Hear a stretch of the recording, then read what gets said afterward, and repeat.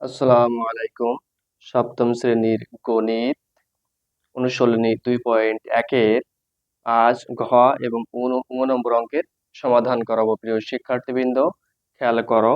ঘ নম্বর আছে 1/3:1/5 সমানুপাত খালি ঘর 7/10 এটি।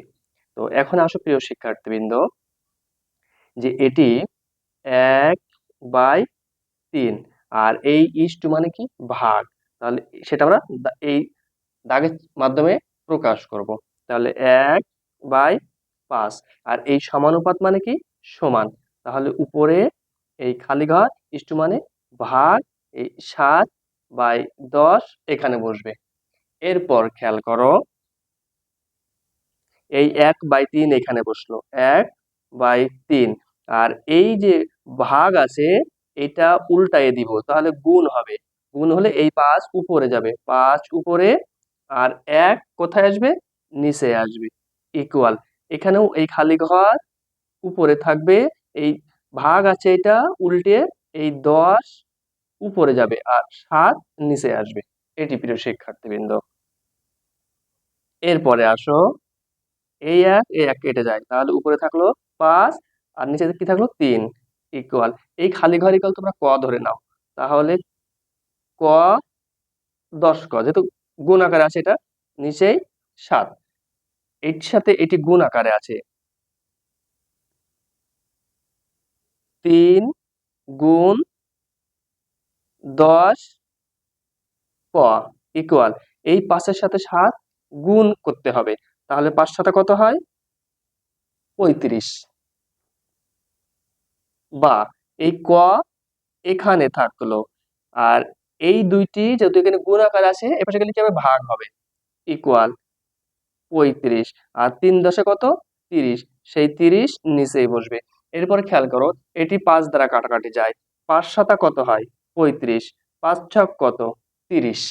তাহলে কর মান কত পেলাম প্রিয় শিক্ষার্থীবৃন্দ, ক ইকুয়াল 7/6।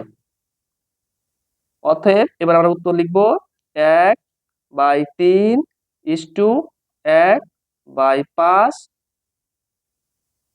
সমানুপাত এই 7/6, এবং এটি থাকবে খালি ঘরের ভিতর থাকবে, যেহেতু খালি ঘর পূরণ করতে বলছিল, ইস্টু 7/10। এটি হচ্ছে প্রিয় শিক্ষার্থীবৃন্দ এই অঙ্কের উত্তর। এরপরে আসো, ঘ নম্বর প্রশ্নের শেষ হয়ে গেল। এরপরে ঙ নম্বর অঙ্কের উত্তর করাবো। ঙ নম্বর কি আছে, খালি ঘর ইস্টু 12.5 সমানুপাত 5:25 এটি। তাহলে খেয়াল করো, এই খালি ঘর ইকুয়াল তোমরা ক ধরে নাও, ক ইস্টু মানে কি ভাগ, তাহলে এই 12.5 নিচে আসবে, সমানুপাত মানে কি সমান, তাহলে এই 5 উপরে আর ইস্টু মানে কি ভাগ, তাহলে এই 25 নিচে আসবে। এরপর খেয়াল করো প্রিয় শিক্ষার্থীবৃন্দ, বা এই কর সাথে 25 গুণ হবে, তাহলে 25 ক ইকুয়াল, এই 5 এর সাথে এই 12.5 গুণ আকারে থাকবে, তাহলে 5 গুণ 12.5, বা এই ক এখানে বসলো ইকুয়াল, এই 5 গুণ 12.5 আর এই 25 এর সাথে ক গুণ আকারে আছে, তাহলে এই পাশে 25 গেলে কি হবে, ভাগ হবে প্রিয় শিক্ষার্থীবৃন্দ। খেয়াল করো, এবার এই দশমিক উঠে গেল, দশমিকের জন্য এখানে 1, আর দশমিকের পরে একটি অঙ্ক আছে বলে এখানে একটি শূন্য বসবে, এটা খেয়াল করবো, যে দশমিকের পরে যে কয়টি অঙ্ক থাকবে সেই কয়টি শূন্য বসবে। এরপরে তোমরা কাটাকাটি করো প্রিয় শিক্ষার্থীবৃন্দ, 25 কে 25, 5×25 কত হয়, 125, কারণ 25 125 এর ভিতরে 5 বার যায়। এরপরে আসো, 5 × 5, 5 দুগুণী কত, 10 এটি। এরপরে খেয়াল করো প্রিয় শিক্ষার্থীবৃন্দ, বা ক ইকুয়াল 5 উপরে থাকলো আর এই 2 নিচেই বসলো, অতএব ক ইকুয়াল 2.5। এই 2.5 কি জন্য আসলো খেয়াল করো, আমরা যদি 5 দ্বারা 5কে এই 2 দ্বারা ভাগ করি, 2 5-এর ভিতর কয়বার যায়? 2 বার যায়। 2 দুগুণে কত? 4। 5-এর থেকে 4 বাদ দিলে কত? 1। আর এখানে দশমিক বসালাম, এই দশমিকের জন্য 0।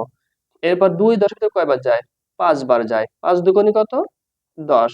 এই 2.5 এইভাবে পেলাম প্রিয় শিক্ষার্থীবৃন্দ। এরপর আসো আমরা উত্তর লিখব।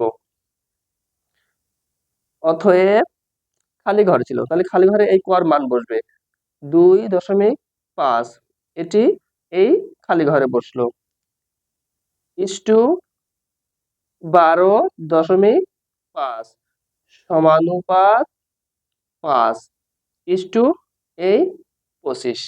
এটি হচ্ছে এই 19 নম্বর অঙ্কের উত্তর, প্রিয় শিক্ষার্থীবৃন্দ।